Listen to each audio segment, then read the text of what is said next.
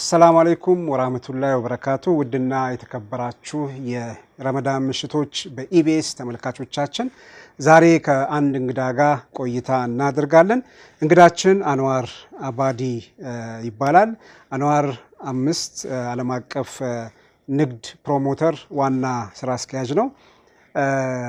ዛሬ እዚህ እንግዳ አድርገን አንዋርን የጋበዝነው ሰሞኑን በመቀሌ የሚካሄድ የቁርአን ውድድር አለ። የዛ የቁርአን ውድድር አዘጋጅ የሆነው አንዋር 5 ዓለም አቀፍ የንግድ ፕሮሞተር ዋና ስራ አስኪያጅ ስለሆኑ ስለ ዝግጅቱ እንዲነግሩን መቼ የቁርአን ውድድሩ እንደሚካሄድ ለተመልካቾቻችን እንዲያስረዱ በሚል የጋበዝናቸው ፈቅደው እዚህ ስለተገኙ ከልብ እናመሰግናለን። ረመዳን እንዴት ነው? አልহামዱሊላህ ጥሩ ነው።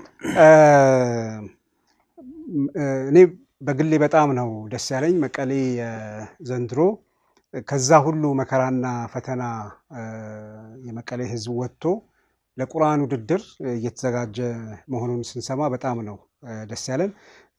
እንዴት አሰባችሁት ዘንድሮ የቁርአን ውድድር በመቀሌ ለማድረግ? ቢስሚላህ ሰላቱ ሰላም አላ ረሱላህ ሰለላሁ ዐለይሂ ወሰለም። በመጀመሪያ ደረጃ አላህን ሱብሓነሁ ወተዓላ ልናመሰግነው ይገባል ለዚህ ላደረሰን።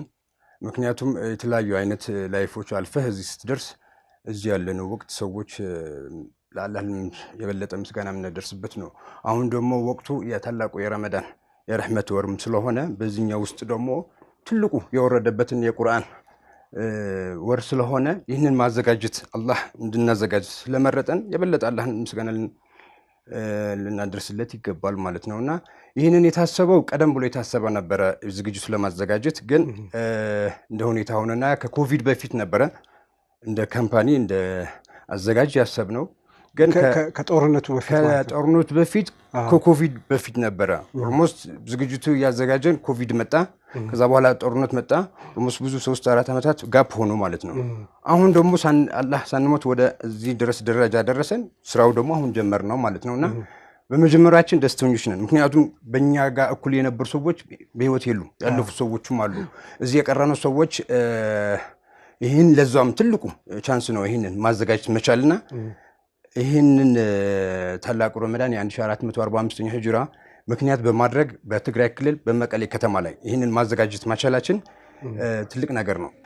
ይህንን ረመዳን ደግሞ ሰዎች እዚህ ላይ መኖራቸው በህይወት ለዚህኛው ቁርአን ዝግጅቱ በሚችሉት አቅም በዕልም ያለው በአቅም ገንዘብ ያላቸው በገንዘባቸው በተለያየ ነገር መደገፍ ቢችሉ ትልቅ ትርፋማ ይሆናሉ ብዬ አስባለሁ። ምክንያቱም ያየነው ነው በየአመቱ ሰዎች እያለቁብን ሲሄዱ ዓለም ወዴት እያመራች ነው ያለችው። ስለዚህ ይህንን ቻንስ አላህ እድሉ ሲሰጠን ትኩረት ማድረግ አለብን ለዚህኛው ውድድር ማለት ነውና ይሄ ወር ደግሞ የረመዳን ወር ነው፣ የመተዛዘን ወር ነው። በአጠቃላይ ሰዎች ሙሉ ፎከስ ማድረግ አለባቸው እዚህ ላይ ላይፋቸው ላይ ያለፉ አመታት አላህን የሚክሱበት መንገድ ነው። ይህንን አላህ እድል እየሰጣቸው ተውባ የሚያደርጉበት መንገድ ነው። ከብዙ ኸይር ስራ የሚሰሩበት ጀነት ለመግባት የሚሯሯጡበት ሰዓት ስለሆነ አልহামዱሊላህ ማለት እንችላለን ይህንን እድሉ በማግኘታችን ማለት ነው። በዚህ የቁርአን ውድድር የሚሳተፉት እነማን ናቸው?